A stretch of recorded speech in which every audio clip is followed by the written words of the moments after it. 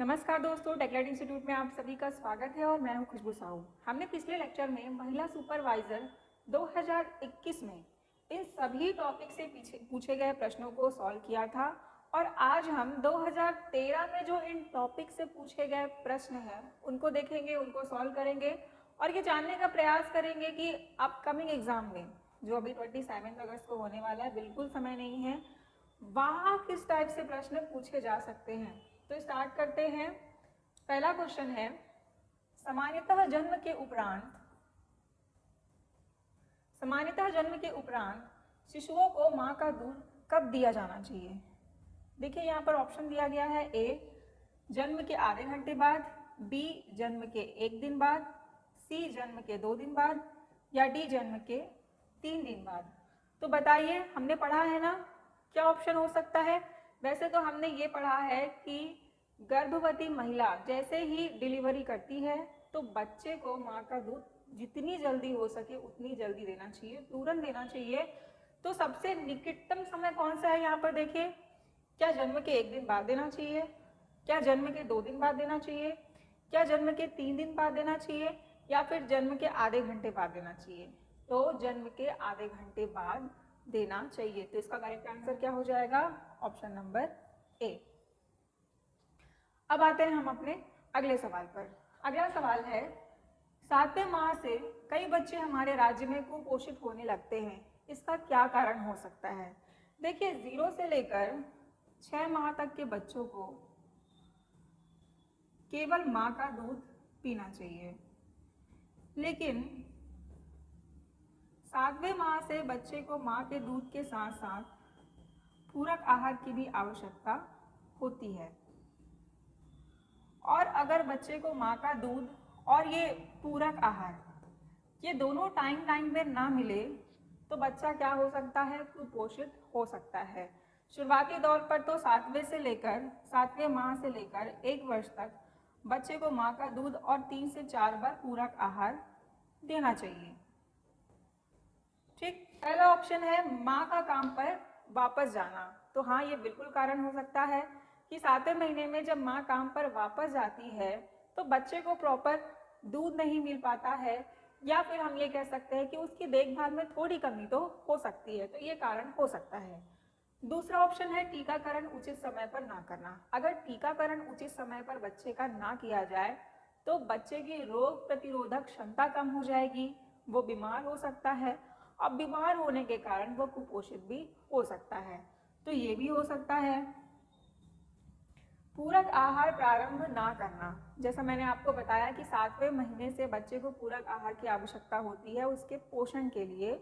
तो अगर हम पूरक आहार प्रारंभ नहीं करेंगे तो बच्चा कुपोषित हो सकता है। तो ये भी करेक्ट है। और देखिए यहाँ पर ऑप्शन नंबर डी दिया गया है, उपरोक्त सभी। तो इसका सही आंसर क्या हो जाएगा, उपरोक्त सभी। समझ में आ गया आप लोग को। चलिए अगले क्वेश्चन पर आते हैं। अगला क्वेश्चन, कुपोषण मुक्ति हेतु आंगनबाड़ी केंद्रों से दी जाने वाली सामग्री है। कुपोषण की मुक्ति के लिए चाहे महिलाओं की बात की जाए, गर्भवती महिलाओं की, धात्री माताओं की, या फिर 0 से 6 वर्ष तक के बच्चों की, तो आंगनबाड़ी केंद्रों में कुपोषण मुक्ति के लिए क्या दिया जाता है, ये सवाल यहाँ पर पूछा गया है। ऑप्शन देखते हैं। पहला रेडी टू ईट, बी सूक्ष्म पोषक तत्व, सी पोषण शिक्षा या डी उपरोक्त सभी। तो देखिए आंगनबाड़ी केंद्रों में कुपोषण से मुक्ति के लिए सामग्री क्या दी जाती है, तो शिक्षा कोई सामग्री नहीं है ना। तो सामग्री जो पोषण शिक्षा दी जाती है लेकिन महिलाओं को दी जाती है, बच्चों को तो नहीं दी जाती है। तो इसका करेक्ट आंसर क्या हो जाएगा, option number A ready to eat भोजन। अब ये रेडी टू ईट भोजन किसको दिया जाता है, तो हमने देखा था, हमने पढ़ा था, ये जो रेडी टू ईट का भोजन है ये 0 से 3 साल के बच्चों को दिया जाता है और गर्भवती, स्तनपान कराने वाली महिलाओं को दिया जाता है।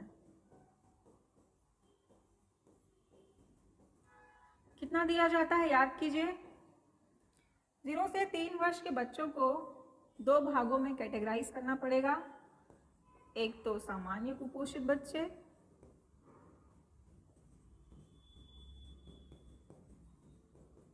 और एक गंभीर कुपोषित बच्चे। तो देखिए, सामान्य कुपोषित बच्चों को 125 ग्राम का रेडी टू ईट पैकेट दिया जाता है। गंभीर कुपोषित बच्चों को 200 ग्राम का दिया जाता है और गर्भवती एवं स्तनपान कराने वाली महिलाओं को 150 ग्राम का पैकेट दिया जाता है। चूँकि 3 वर्ष के बाद बच्चा आंगनबाड़ी केंद्रों में जाता है, तो 3 वर्ष के बाद के बच्चों को वही गर्म पका भोजन दिया जाता है।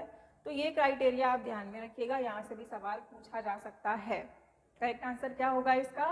Option number A, ready to eat. अगले सवाल पर आते हैं। जिंक पूरक देने के लाभ हैं। देखिए क्या क्या ऑप्शन है। ए, बच्चों के विकास को बढ़ाना। बी, निमोनिया के प्रकरणों को घटाना। सी, दस्त की आवृत्ति को घटाना। और डी, उपरोक्त सभी। तो इसका जो कारण है, देखिए यहाँ पर जिंक पूरक, हम इसे थोड़ा क्लियर कर लेते हैं। देखिए ये तो जिंक पूरक होता है, ये एक प्रकार का सप्लीमेंट होता है। और जिंक पूरक का कार्य क्या होता है? तो इसका कार्य होता है दस्त की आवृत्ति को घटाने का। तो इसका सही आंसर क्या हो जाएगा? Option number C. और इससे क्या क्या होता है? तो देखिए जिंक पूरक जो है ये बच्चों के विकास के लिए अति आवश्यक है। घाव भरने के लिए, रक्त का थक्का जमने के लिए, प्रजनन में सहायक होता है। तो इस प्रकार से आपको ये ध्यान में रखना है। और जो डिटेल से आपको बहुत कुछ जानने की आवश्यकता नहीं है। हम आते हैं अपने अगले सवाल पर। अगला सवाल है, सामान्य बच्चों की तुलना में कुपोषण के शिकार बच्चों में मृत्यु की संभावना कितने गुना अधिक होती है? हमने पढ़ा है कितने गुना अधिक होती है। अगर हम सामान्य कुपोषित बच्चों की बात करें तो उनमें सामान्य बच्चों के अपेक्षा 3 गुना मृत्यु की संभावना अधिक होती है। और अगर गंभीर कुपोषित बच्चों की बात करें तो उनमें मृत्यु की संभावना सामान्य बच्चों की अपेक्षा 8 गुना ज़्यादा होती है। तो इसका सही आंसर क्या हो जाएगा, देखते हैं। ऑप्शन नंबर ए, 1 से 2 गुना। बी, 3 से 4 गुना। सी, 5 से 8 गुना। या डी, 5 से 20 गुना। तो हमने क्या देखा था कि सामान्य कुपोषित बच्चों में 3 गुना होता है और गंभीर कुपोषित बच्चों में 5 गुना, 8 गुना होता है। 5 गुना नहीं, 8 गुना होता है ना। तो इसका सही आंसर हो जाएगा 5 से 8 गुना। ठीक, अगले सवाल पर आते हैं। किस उम्र की महिलाओं के शिशुओं की मृत्यु दर सर्वाधिक होती है? अब यहाँ पर एज क्राइटेरिया दिया गया है महिलाओं का। देखते हैं, पहला ऑप्शन है 40 to 49, B 30 to 39, C 20 to 29 या फिर बिलो 20 ईयर।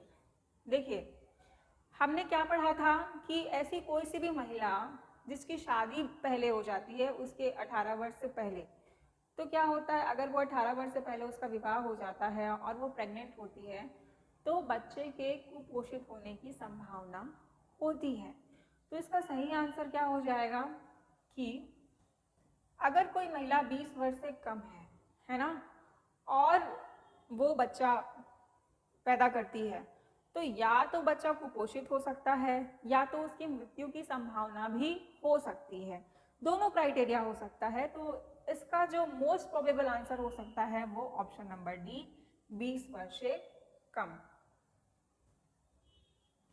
अगला सवाल, शिशु मृत्यु दर को प्रभावित करने वाले कारक क्या हैं? देखिए अब भी जस्ट हमने देखा माता की उम्र, तो हाँ। शिशु का वजन, तो हाँ शिशु का वजन भी। अगर बच्चे का वजन जन्म के दौरान 2.5 से 3.5 kg के बीच में नहीं है, इससे कम है, तो ये समस्या की बात है। जन्म का क्रम, तो हाँ, इसका सही आंसर क्या हो जाएगा, उपरोक्त सभी। अगला सवाल, मातृ मृत्यु दर के अंतर्गत सम्मिलित नहीं की जाती मृत्यु, कौन सी मृत्यु को सम्मिलित नहीं की जाती? ऑप्शन, गर्भावस्था में, शिशु जन्म के समय, गर्भावस्था समाप्त होने के 42 दिनों के भीतर, या गर्भावस्था समाप्त होने के 6 माह के उपरांत। तो सीधी सी बात है, गर्भावस्था समाप्त होने के 6 माह के उपरांत अगर माता की मृत्यु हो जाती है तो वो गर्भावस्था या बच्चे के जन्म के कारण तो नहीं हुई है ना।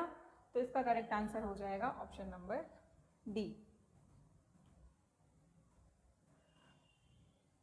अगला सवाल, सैंपल रजिस्ट्रेशन सिस्टम SRS 2009 के अनुसार सबसे कम शिशु मृत्यु दर वाला प्रदेश कौन सा है? तो यहाँ पर ऑप्शंस दिया गया है। देखिए, इनमें सबसे कम कौन सा है पूछा गया है। तो आप एक बार सैंपल रजिस्ट्रेशन सिस्टम का रिपोर्ट देख लीजिएगा। ज़रूरी है कुछ बेसिक जानकारी मैं यहाँ से आपको दे देती हूँ, लेकिन आपकी रिपोर्ट भी एक बार देख लीजिएगा। तो यहाँ पर ऑप्शन दिया गया है तमिलनाडु, महाराष्ट्र, केरल या पश्चिम बंगाल। तो वर्तमान समय में 2022 की रिपोर्ट देखें हम SRS की, तो सर्वाधिक शिशु मृत्यु दर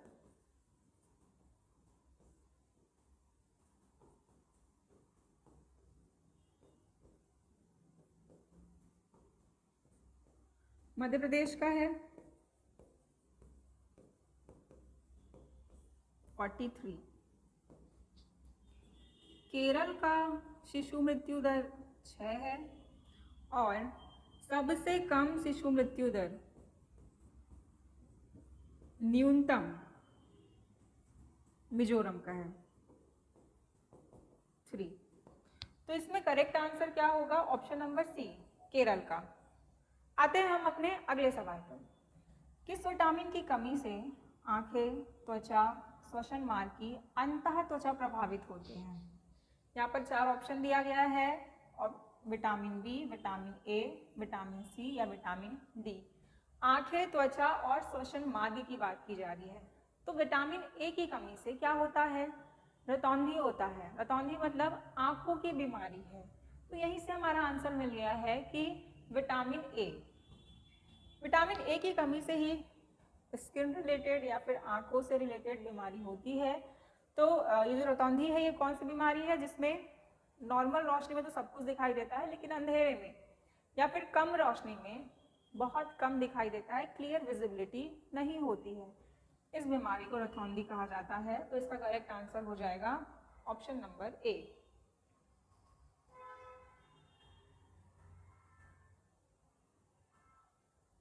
अगला सवाल, किसकी कमी से स्कर्वी नामक बीमारी देखी जाती है? स्कर्वी क्या बीमारी होती है? तो ये मसूड़ों की बीमारी होती है। जो मसूड़े होते हैं वो रेडिश हो जाते हैं, कमजोर हो जाते हैं, दांत टूटने लगते हैं। तो ये बीमारी किसकी कमी से होती है? हमने पढ़ा है। ऑप्शंस भी देख लेते हैं, विटामिन ए, विटामिन के, विटामिन सी या उपरोक्त सभी। इसका करेक्ट आंसर क्या हो जाएगा बताइए? Vitamin C. करेक्ट आंसर हो जाएगा ऑप्शन नंबर सी।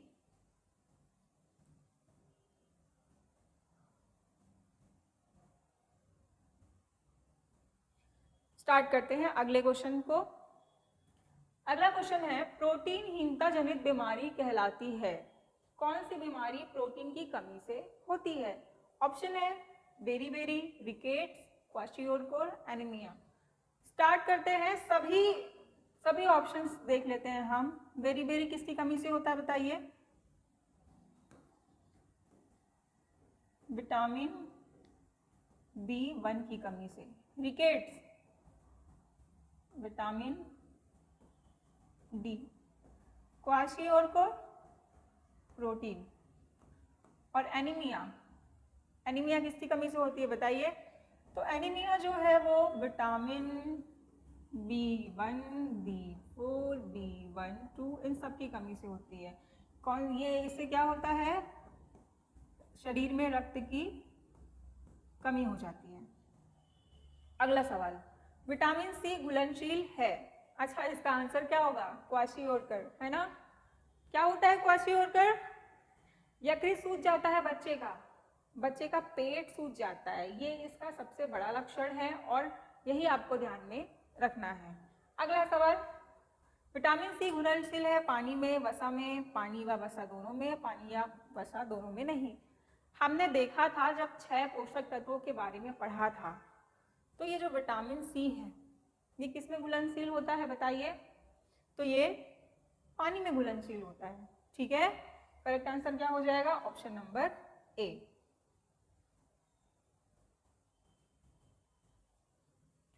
अगला सवाल, लौह तत्व फॉलिक अम्ल, आयरन और फॉलिक एसिड की कमी से होने वाली बीमारी कौन सी है? ऐसी महिलाएं जिनके शरीर में रक्त की अल्पता होती है, हम उसे IFA की गोली देते हैं, आयरन फॉलिक एसिड की गोली देते हैं, मतलब रक्त की कमी से। रक्त की कमी से कौन सी बीमारी होती है? तो एनीमिया की बीमारी होती है। तो करेक्ट आंसर क्या हो जाएगा? एनीमिया हो जाएगा। देखते हैं सवाल क्या है, इसका ऑप्शन क्या है। Option number A arthritis, B रतौंधी, सी एनीमिया या डी पेलाग्रा। क्या हो जाएगा? एनीमिया। अगला सवाल, बच्चों में बेरी बेरी होने का प्रमुख कारण क्या है? भोजन में मशीन का कूटा चावल लेना, बहुतायत में, फल कम खाना, सब्जियां कम खाना, शक्कर व तेल कम खाना। तो इसका करेक्ट आंसर होगा भोजन में मशीन का कूटा चावल लेना बहुतायत में। इससे बेरी बेरी रोग होता है। किसकी कमी से होता है? तो विटामिन B1 की कमी से बेरी बेरी रोग होता है। अगला सवाल, परनीशियम एनीमिया देखा जाता है विटामिन सी की अधिकता से, विटामिन ए की कमी से, कैल्शियम की अधिकता से या विटामिन B12 की कमी से। तो अब भी जस्ट हमने पढ़ा कि विटामिन B1, B4 और B12 इसकी कमी से एनीमिया होता है। तो ये जो परनीशियम एनीमिया है ये होता क्या है? एक्चुअल में घातक रक्त की अल्पता को परनीशियम एनीमिया कहते हैं। इससे थकान महसूस होता है, हृदय की धड़कन तेजी से बढ़ने लगती है, सांस लेने में दिक्कत होता है, कमजोरी होती है। तो ये सारे इसके सिम्टम्स हैं। तो विटामिन बी की कमी से क्या होता है? परनीशियम एनीमिया होता है। इसका सही आंसर हो जाएगा ऑप्शन नंबर डी।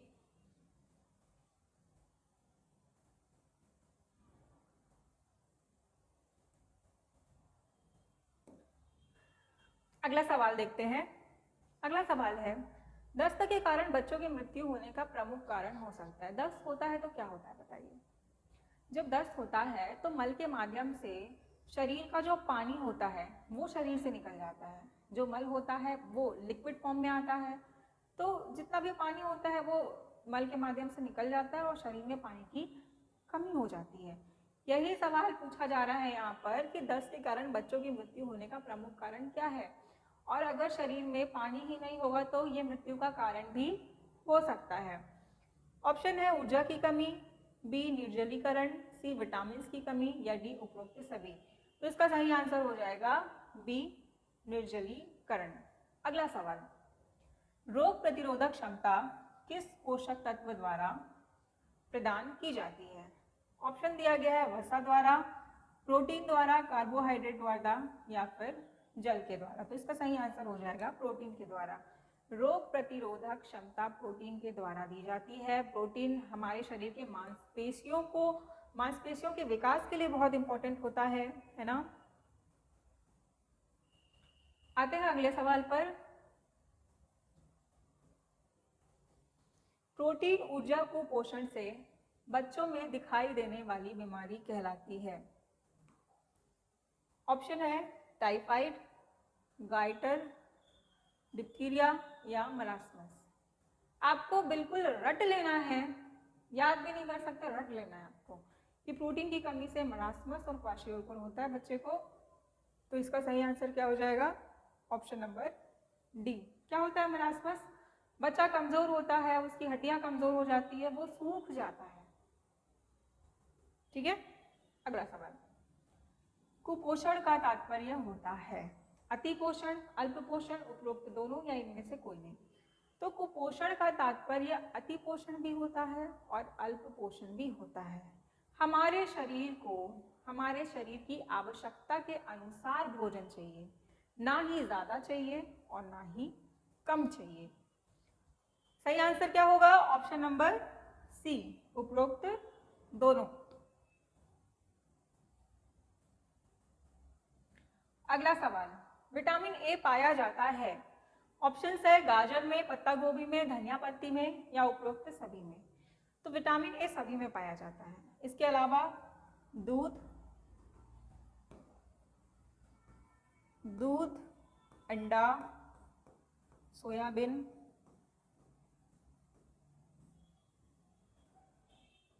इनमें भी पाया जाता है। तो इसका सही आंसर हो जाएगा ऑप्शन नंबर डी, उपरोक्त सभी। अगला सवाल, मानव शरीर में कार्बोहाइड्रेट का मुख्य कार्य है, शरीर के निर्माण का, सुरक्षा का, ऊर्जा देने का, उपरोक्त सभी। सबका काम होता है, शरीर के निर्माण का कार्य करता है, ऊर्जा प्रदान करता है शरीर को, सुरक्षा प्रदान करता है। अगला सवाल, खून की कमी से पीड़ित व्यक्ति को अधिक मात्रा में लेना चाहिए, फॉलिक एसिड व विटामिन डी, लौह तत्व व vitamin, folic acid vitamin A, लौह तत्व वसा। अब भी जस्ट हमने पढ़ा था क्या है, IFA। देखिए ना, एक ही पेपर में अलग अलग तरीके से एक ही टॉपिक का सवाल पूछा गया है और ये है सवाल। अभी थोड़ी देर पहले हमने इसको पढ़ा था, है ना। तो आयरन फॉलिक एसिड की दवाई दी जाती है महिलाओं को खून की कमी से। तो सही आंसर क्या हो जाएगा, ऑप्शन नंबर बी, लौह तत्व व फॉलिक एसिड। अगला सवाल, आहार में प्रोटीन का सर्वश्रेष्ठ साधन है, ऑप्शन है ए दालें, बी दूध, सी अंडा और डी सब्जियां। सभी से प्रोटीन प्राप्त होता है, लेकिन सर्वश्रेष्ठ साधन की अगर बात करें तो दालें हैं। अगला सवाल, गर्भावस्था में भोजन की ली जाने वाली मात्रा। गर्भावस्था के दौरान गर्भवती महिला को जितना वो सामान्य भोजन करती है उससे ज़्यादा की आवश्यकता होती है ना। तो इसका सही आंसर क्या हो जाएगा, अधिक हो, सामान्य हो, कम हो या इच्छानुसार हो। तो कम तो नहीं हो सकता, सामान्य भी नहीं हो सकता, इच्छानुसार कैसे होगा, इच्छानुसार भी नहीं हो सकता, तो अधिक होना चाहिए। ठीक है। अगला सवाल, रेशेदार पदार्थ सर्वाधिक मात्रा में पाए जाते हैं, गेहूं के चोकर में, हरे पत्तेदार भाजियों में, रसीले फलों में या दालों में। तो इसका सही आंसर क्या होगा, हरी पत्तेदार भाजियों में। अगला सवाल,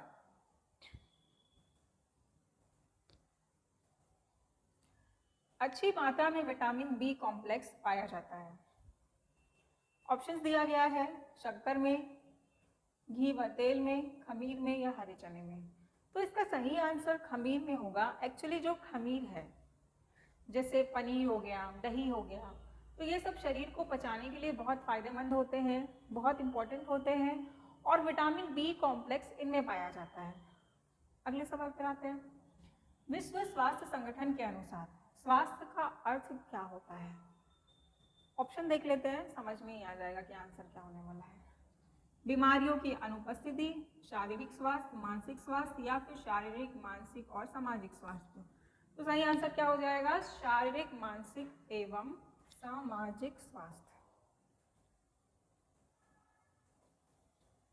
अगला सवाल, एक शिशु के जन्म के साथ कम भार वाला कब माना जाता है, मतलब शिशु जब पैदा होता है तो उसे कम भार वाला कब माना जाता है। ऑप्शन दिया गया है वजन 3 किलो से कम, वजन 2.5 किलो से कम, वजन 2.75 किलो से कम या वजन 3.5 किलो से कम। हमने देखा था ना कि बच्चे जब जन्म लेता है तो उसका वेट 2.5 से 3.5 किलो के बीच में होना चाहिए। अगर वो उससे कम है तो उसे कम वजन का माना जाता है। इसका करेक्ट आंसर क्या हो जाएगा, ऑप्शन नंबर बी, 2.5 किलो से कम। अगला सवाल, राष्ट्रीय परिवार स्वास्थ्य सर्वेक्षण 1998 के अनुसार राज्य में 61% बच्चे कुपोषित थे, जो राष्ट्रीय परिवार स्वास्थ्य सर्वेक्षण 3 2005 है में घटकर हो गए हैं। यहाँ पर ऑप्शन दिए गए हैं, तो देखिए अब ये क्या थे उससे क्या फर्क पड़ता है, वर्तमान में क्या है वो आपको याद रखना है। तो वर्तमान में क्या है हमने पढ़ा है, लेकिन फिर भी हम अभी और देख लेते हैं। NF, एक सेकंड,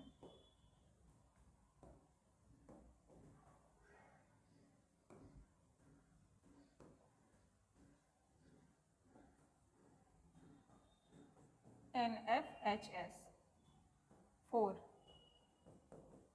2015-16 के अनुसार और NFHS 5 2020-21 कितना है 37.7% और 31.3%। ये आपको याद रख लेना है। ये इम्पोर्टेंट है, जो पिछली बार पूछा गया था वो तो इम्पोर्टेंट नहीं है, है ना, ये याद रख लीजिए। अच्छा, उसका आंसर तो बताया ही नहीं, उसका आंसर 53% होगा। ठीक, अगले सवाल पर आते हैं।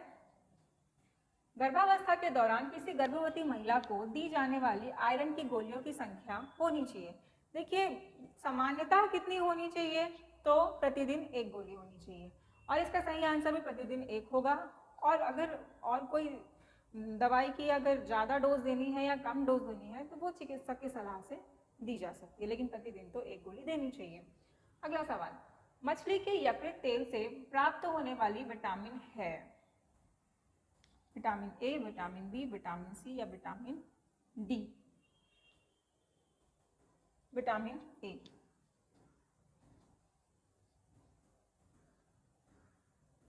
अगला सवाल, निम्नलिखित कथनों में से गलत कथन को चुनिए।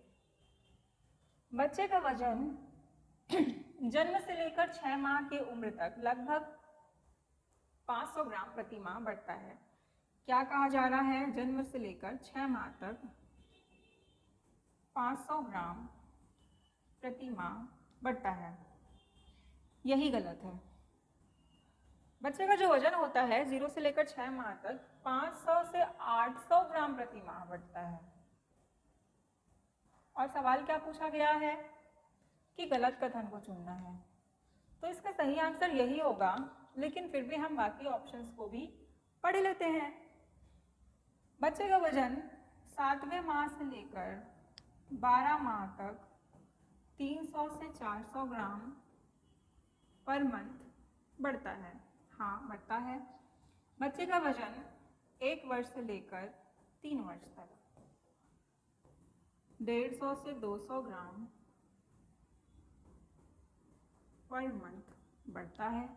हाँ, बच्चे का वजन 3 वर्ष से लेकर 6 वर्ष तक 125 ग्राम पर मंथ बढ़ता है। ये हमने पढ़ा है और ये आपको याद भी रखना है। यहाँ से सवाल पूछा जा सकता है अभी के एग्जाम में। अगला सवाल, अब देखिए, ये जो सवाल है ये खुली सीधी भर्ती परीक्षा में पूछे गए थे। महिला सुपरवाइजर का जो 2013 में एग्जाम हुआ था, ये वहाँ के सवाल है। देखते हैं। सूर्य की किरणों से शरीर में निर्मित होता है। ऑप्शन देखने की भी जरूरत नहीं है हमें, विटामिन डी मिलता है हमें सूर्य की कमी से, है ना। सही आंसर क्या हो जाएगा? सी। अगला सवाल, शिशुओं को किस उम्र तक केवल माता के दूध पर आधारित होना चाहिए?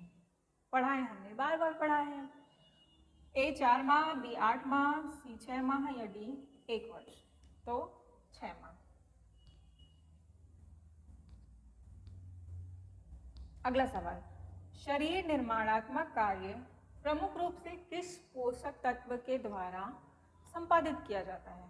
ऑप्शंस, विटामिन, प्रोटीन, वसा, कार्बोहाइड्रेट। बताइए। शरीर के निर्माण की बात की जा रही है, किससे होता है? ठीक है, सोचो, याद करो। अस्थियों के स्वास्थ्य के लिए आवश्यक पोषक तत्व है, अस्थियों के स्वास्थ्य के लिए। तो यहाँ पर दिया गया है लौह तत्व vitamin D, vitamin A, vitamin C, iodine, vitamin A, calcium व विटामिन डी। अस्थि मतलब हड्डियों की बात की जा रही है, तो हड्डियों में क्या होना चाहिए? कैल्शियम होना चाहिए, है ना। कैल्शियम होना चाहिए ना, तो इसका सही आंसर क्या हो जाएगा? Vitamin D.